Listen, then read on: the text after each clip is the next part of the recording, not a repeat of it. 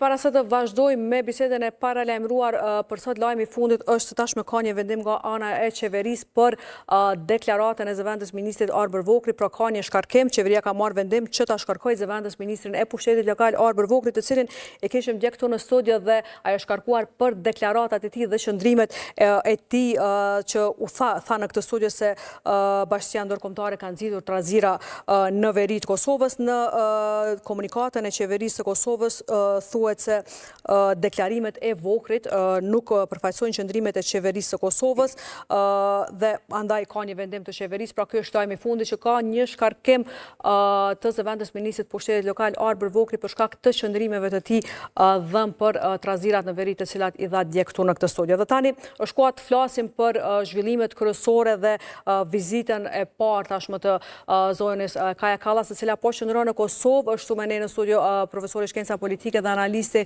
Basri Muja, me cilin do të flasim dhe analizojnë të gjitha mesazhet dhe kërkesat që Kallas i ka pasur për këto ditë për Kosovën dhe gjithashtu edhe situatën aktuale politike. Atëherë profesor, mirëmbrëma dhe mirë se keni ardhur. Mirë se jeta, faleminderit për ftesën. Faleminderit shumë. Profesor, e nisim me këtë vizitën që sot Kallas ka vendosur ta bëjë në veri. Ka qëndruar sot në veri dhe duket që e ka skanuar pak terrenin atje vet, pra ka parë, ka qëndruar, ka takuar shëtarët atje dhe foli prej atje për rolin që ndërkombëtarët kanë për situatën në veri. Çka tregon tani kjo vizita e saj në veri atje? Po duket që agjendës e Kaja Kallasit tani radhën e ka në agjendës saj çështja e Kosovës. Ajo ka ardhur këtu dhe i ka takuar njerëz të kryesor. Sigurisht që është duke bërë një incizim, nëse mund të them kështu, në skanim të situatës, jo vetëm në Kosovë, por edhe në Serbi. Tash vizita e saj në veri nuk është diçka të keqe, mendoj që nga veriu kanë ardhur qëndrime kundërthënëse dhe Kosova nuk ka çka më shef. Mendoj që është mirë, mund të dëgjojë edhe qytetarët serb në veri dhe mendoj që ajo ka bërë mirë që ka shkuar dhe i ka vizituar dhe ka ndëgjuar edhe anën e tyre, sepse ne jemi dëshmitarë që 25 vite ajo pakica atje fatkeqësisht është keqpërdorur ekstremisht nga secili pushtet në Serbi në mënyrë që të sabotohet funksionalizimi i shtetit Kosovës. Po, dhe atje profesor tha që ndërkombëtarët i japin pasqyrën më të saktë për veriun. Tani kjo deklaratë dhe ky qëndrim a tregon që ka një mosbesim ndoshta ndaj institucioneve dhe për mënyrën se si është pasqyruar situata në veri apo çfarë? Po sigurisht që Kaja Kallas edhe institucionet tjera ndërkombëtare më shumë ju besojnë përfaqësuesët vetë që i kanë në terren, nëse mund të them kështu. Në anën tjetër ajo duhet ta luajë edhe një farë roli një farë pozite, duhet të mbajë një farë pozite neutrale, në mënyrë që mos duket që është e anshme. Sadoqë ne e dimë që Kaja Kallas vjen nga një vend i cili ka problemet goxha të ngjashme me Kosovën dhe mendoj që ajo e njeh shumë mirë gjalljen në cilën jemi, megjithëse ajo nuk është përfaqësuese e Estonisë, atje po është përfaqësuese e Bashkimit Evropian. Shohim çka do të vazhdoj pastaj, megjithëse nuk jam shumë optimist sepse situata është e tillë në Kosovë, pa një qeveri funksionale, pa një qeveri plotfuqishme, nuk mendoj që do të kemi fillim të negociatave, mendoj që edhe në Serbi nuk është gjendja shumë më mirë, sado që atje kemi tani një qeveri të re, por se legitimiteti i saj është shumë i luatur, sepse protestat e mëdha në Serbi në mënyrë e kanë vendosur pozitë pa lakmueshme gjithë aparatin e presidentit Vučić. Megjithatë, a konsideroni që tani është momenti ndoshta që të ketë një urgjencë dhe më të marrë për institucionet dhe për deputetët që të nisin me kompromise më të mëdha për formuar institucione duke parë këto kërkesat e Kallasit ajo? Po vazhdimisht prej masgjedhjeve kanë ardhur kërkesa prej Bashkisë Ndërkombëtare, posaçërisht prej Bashkimit Evropian, që Kosova nuk ka kohë për të humbur dhe ajo duhet që të konstituojë institucionet vitale të saj. Mendoj që pa këtë arsye fare, pa vizitën e Kallasit fare në Kosovë, elita jonë politike do të ishte që dashnë me qenë në krye të detyrës dhe interesat e përgjithshme të vendosë para interesave të ngushta partijake, sepse përveç që kemi në Kosovë një situatë shumë ndryshe, në arenën ndërkombëtare jemi dëshmitar që ka zhvillime të cilat mund të qenë shumë të rrezikshme dhe mund të pasin impakt të padëshirueshëm edhe te ne. Po, megjithatë profesor, sot ka qenë seanca e 20, është shtyrë edhe një rekord i ri, pra një dështim i radhës, i 20 me radhë për mos konsultuar Kuvendin e Kosovës. Tani kush po mendon që është faktori kryesor për këtë bllokadë se kush duhet të lëshoj pa që të ecë tutje me formimin e institucioneve? Edhe a shpritur një situatë e tillë deri në këtë formë që mos lëshohet pa. Mendoj që kjo i ka befasue edhe ata të cilët kanë qenë ma jo optimist për zhvillimet në Kosovë. 20 herë dështim, mendoj që kjo flet vetë për situatë. Fatkeqësisht duket që jemi në një situatë ku kemi dy tabore të cilat janë të pozicionuara pozita ekstreme, janë të betonizume. Nëse e shohim formalisht, dy palët kanë nga pak të drejtë, sepse edhe vetëvendosjes i takon propozimi për kryetarin e parlamentit, por në anën tjetër mandati i deputetit është i lirë.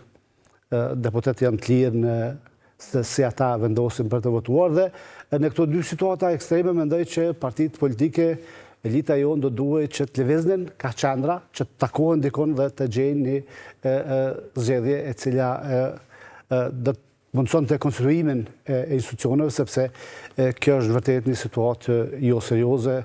Që thashë më herët, Kosovën e presin shumë sfida dhe në një situatë të tillë mendoj që ajo nuk do të jetë e gatshme që të përballet me to. Po, dhe profesor, çfarë situate tani po për shkak se po duket që marrëveshje politike nuk ka. Tash tani as ato konsultimet me presidentin nuk është që prodhuan ndonjë rezultat, apo shkojmë drejt zgjedhjeve, apo duhet i kërkohet një interpretim gjykatës kushtetuese, apo si mund dilet? Jo. Duket që këto dy palët kanë probleme me numra, domthonë asnjëra palë nuk është sigurt që do të arriti grumbulloj atë 6 nishin e famshëm, sepse sikurse lëvizja vetëvendose të kishte 6 numra, ajo do ta zgjedhte pari kryetarin e parlamentit. Në anën tjetër, sikurse partitë opozitare kishin qenë gjendje me grumbullu 61 deputet, ata mendoj që do ta sakrifikonin, nëse mund të them kështu, pozitën e kryetares së parlamentit, sepse në fundit ajo pozitë është e qartë, është pozitë që do të takojë lëvizjes vetëvendosje në këtë formë apo në atë formë tjetër, me Albulena Haxhivin apo me një tjetër, por sa ajo do të jetë e lëvizjes vetëvendosje. Tash në një situatë të tillë mendoj që boni mirë presidentja që i ftoi, ajo tentoi me ofruar një platformë për komunikim, sepse ajo që është, mendoj, ma e rëndësishme janë në këtë situatë është komunikimin mes forcave politike në Kosovë. Tash janë disa skenar për se si mundet me dalë nga kjo situatë.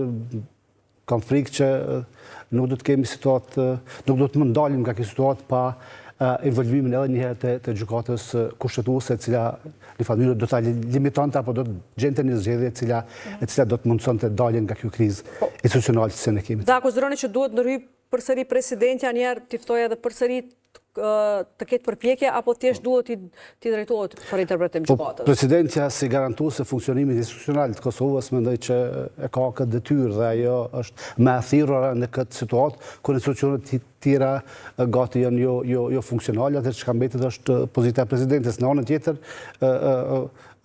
nuk po shohim që ka mundësi tjetër, sepse po shihet që partitë politike janë qëndrojnë shumë larg njëra tjetrës dhe mendoj që presidentja do duhet që të marrë prapë iniciativen dhe të drejtohet gjykatës kushtetuese, sado që gjykata kushtetuese në një prej gjykimeve të saj kishte vendosur që nuk do të përgjigjej në pyetje, por do të përgjigjej vetëm në akte.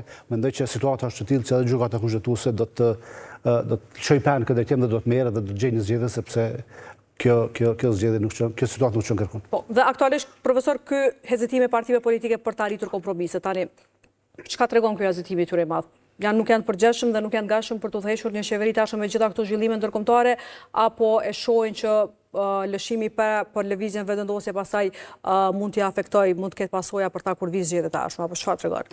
Kjo më së pari tregon që ka një polarizim ekstrem të dy poljeve, nëse mund të them kështu, sado që edhe polja i opozitës nuk është që qëndron mirë mes vete, ato nuk ka arrit të bashkojë, nëse mund të them kështu, kushtimisht armiku i përbashkët lëvizja vetëvendosje, pra kemi një polarizim të madh. Së pari së dyti kemi vendosje të interesave partijake para interesave përgjithshme dhe sigurisht që këj taktizimi tani është neveç se jemi në një fushat parazgjedhore, nëse mund të them kështu, dhe këj taktizimi tash është që të menaxhohet faj. Pra, kujt do të mbetet faj për këtë zvarritje të konstituimit të institucionit, sepse jemi sigurt që në zgjedhjet e ardhshme, nëse nuk do të ketë më herët, jemi sigurt që në pranverë do të ketë zgjedhje përgjithshme dhe çka do t'i ofrohet elektoratit më shumë se sa që i është ofruar në janar të këtij viti. Përpos asaj që ja e kemi një fajtor i cili në mënyrë ne ka humbur gati një vetë për shkak të kuforsisë së tij. Po, dhe profesor, kjo tani mbajtja e zgjedhjeve përsëri në këtë situatën kur Kosovës ka nisur të heqen masa dhe ka kërkesa për vazhdimin e dialogut, duket që nuk do të ketë një pozicion të mirë për Kosovën, apo jo, nuk do të sjellë asgjë të mirë Kosovës. Çka tregojnë tani edhe këtu paralajmërimet për heqjen graduale të masave përkundër faktit që nuk ka shumë sqarime deri çfarë mase mund të hiqen ato. E pam Augustini pak e sqaroi, por që tha janë simbolike. Po. Vendosja e masave ka qenë e parasyshme prej fillimi, këtë din mirë edhe bartësit e institucioneve, jo vetëm Bruxelles, po gjithandej kryqëteteve të Evropës perëndimore. Mendoj që tani Bashkimi Evropian është fut vetë në një tunel edhe nuk po din as vetë nga me dalë. Ka vendosur disa masa që e tha edhe Augustini që nuk janë qarta, as nuk ka diçka të shkruar në farë mënyre se çka janë ato dhe mënyra se si janë vendosur ato. Sigurisht që kjo është nëse mund të them kështu një veprim i vullnetit mirë ndaj Kosovës. Ky do duhej me qenë edhe një farë inkurajimi për institucionet në Kosovë që të nguten me konstituimin. Por se tavolina tjetër do t'jetë pastaj bisedat me Serbinë, dhe mendoj që Bashkimi Evropian pastaj do t'jetë më insistues në shtyrjen e agjendës së tyre për gjetjen e një zgjedhje përfundimtare për Kosovën. Heqja kryesore e këtyre masave që ndërsi e tyre është shkuzuar pak edhe me çështjen e veriut, situatën e veriut. Tani a mund të shihet situata aktualisht në veri si vatër aq e madhe tensioneve sa të mos hiqen, tjetë arsye për të mos heqjen e këtyre masave, apo për çfarë prizmi po e shef faktorin ndërkombëtar këto zhvillimet në veri? Po, situata në veri nuk ka qenë asnjëherë më e mirë. Në mënyrë situata është e tillë që institucionet e Kosovës janë shtri, thuja në të gjitha porët e jetës së asaj pjesë të vendit. Mendoj që ajo çka duhet të bëjë qeveria e Kosovës është që të bëj më shumë në integrimin e popullatës, sepse kjo çështja e sigurisë, çështja e zbatimit të ligjit, mendoj që në mas të madhe është duke funksionuar.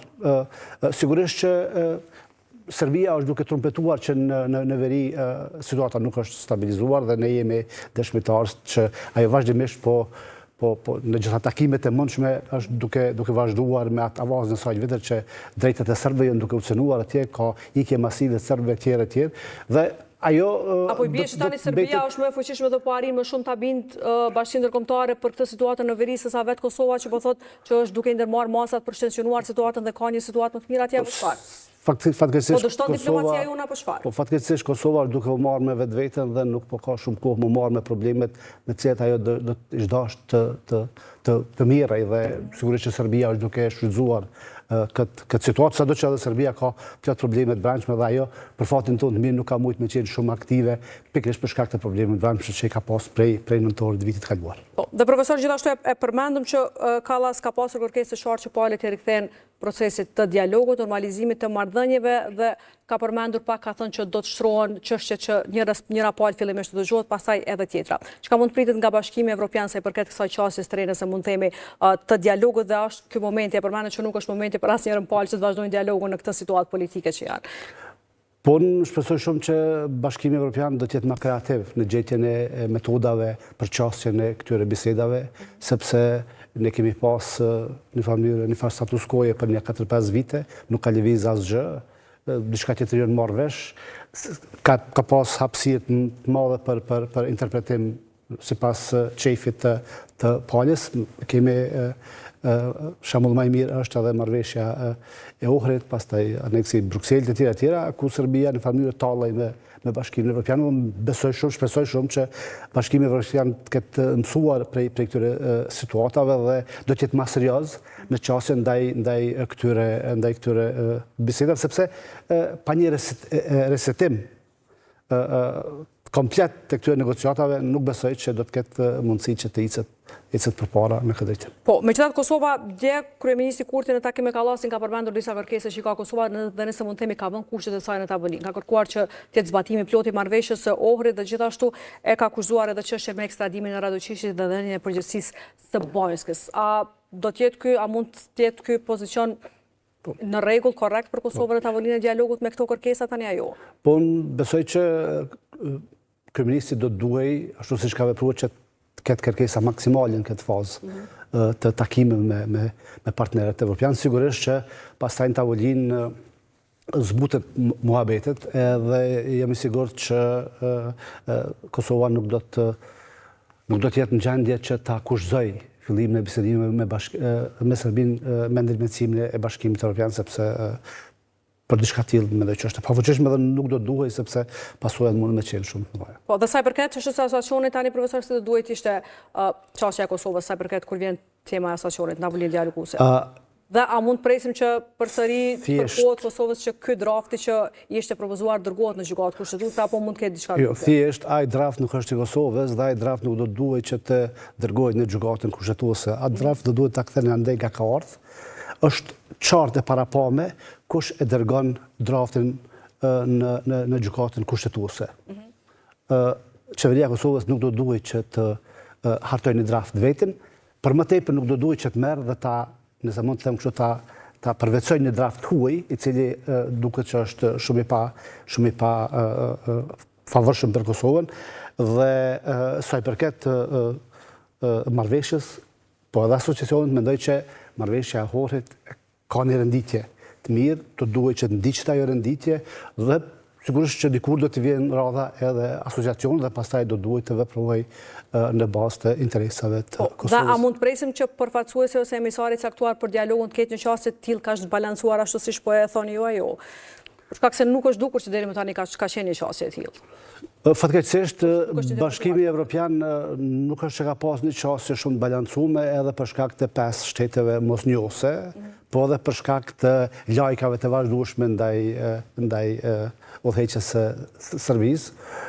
Tash është politikat e BE-s janë njerëz që janë zgjedh atje dhe ata i shtyn përpara, por politikat e Kosovës ne kemi njerëz tonë që ti kemi votuar dhe shpresoj shumë që ata do të dinë që të mbrojnë interesat tona dhe do të dinë që edhe në situata ekstreme tyre rezistojnë presioneve të mundshme, sepse gabimet caktuar në këtë fazë mundet me qenë shumë problematike dhe siç e shohim edhe në rastet të ndryshme, si është për shembull rasti i Bosnës, pasojat vinë shumë më vonë, po janë të pariparueshme. Prandaj qeveria e Kosovës, secila qeveri pa marrë parasysh cila parti do të jetë, të duhet që ta ketë një plan A, po edhe planin B, që në situatë të caktuar të din të reagojnë në mbrojtje të interesave vitale të shtetit Kosovës. Po, dhe tani pasi që nuk kemi qeveri aktualisht institucionet formuara, cili do të ishte ndoshta koalicioni i mundshëm i cili do të mund ta përfaqësonte ose të ishte më konstruktiv karshi këtyre kërkesave të Bashkimit Evropian. Për shkak se gjatë gjithë kohës flasim për këtë kombinimin qeverisë tashme. Që ja 3-4 muaj flasim për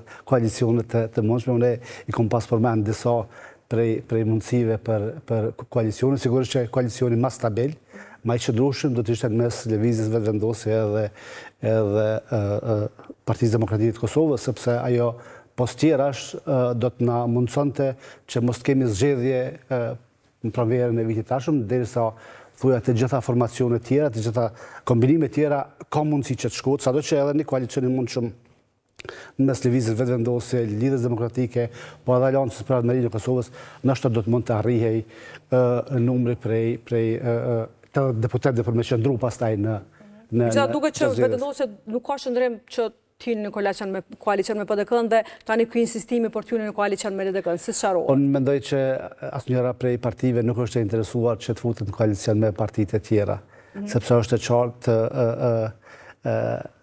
antagonizmat janë aq më dha, animozitetet janë aq të theksuar sa që unë nuk shoh mundësi për bashkëpunim mes të këtyre partive SPOK në këtë fazë. Kështu që mendoj që gjitha partitë janë duke punuar, janë duke përgatitur për zgjedhjet e ardhshme, të cilat nëse nuk ndodhin bashkë me zgjedhjet lokale në vjeshtën apo verën e vonë të këtij viti, sigurisht që do të kemi në marsin e vitit tashëm. Dhe a konsideroni që të paktën këto numrat e pakicave mund të zhbllokojnë situatën, për shkak se kemi parë sot edhe deklarime dhe për oferta pune për nënkëmbim votës e disa pazare të tjera. A konsideroni që të paktën këto vota, sepse aty janë 2-3 vota që duan për Lëvizjen e Vetëvendosjes? Mendoj që faktorizimi i partive me nga një deputet flet më shumë të për gjendjen të cilën ndodhemi. Janë 100 deputet të shumicës shqiptare, të cilat në mënyrë po lejojnë që të shantazhohen prej dhe deputetëve të Pakica. Mendoj që kjo është e dhëmshme dhe kjo flet për jo seriozitetin e klasës politike në Kosovë. Atëherë profesori, faleminderit që ishit sot këtu me ne. Faleminderit për ju. Faleminderit shumë. Dhe tani është bloku i lajmeve të botës dhe rikthehemi me zhvillime të tjera.